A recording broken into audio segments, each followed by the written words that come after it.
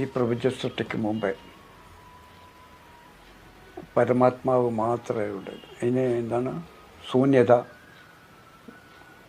പിന്നെന്താ സ്പേസ്, ശൂന്യത എന്നൊക്കെ പറഞ്ഞു.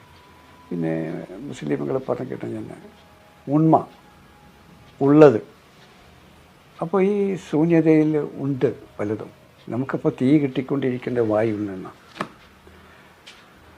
വായിൽ നിന്ന് ആ സിഗരറ്റ്, ഈ തീപ്പെട്ടി കൊണ്ടുപോകും, സിഗരറ്റ് കൊണ്ടുപോകും. നമ്മൾ വായിലുള്ള തീയാണ് ഊരിയെടുക്കുന്നത്, അല്ലേ?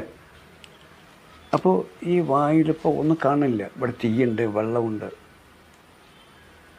ഊർജം, അനവധി ഊർജങ്ങളും വാദങ്ങളും എല്ലാം വായിൽ നമ്മൾ കാണാൻ കഴിയില്ല.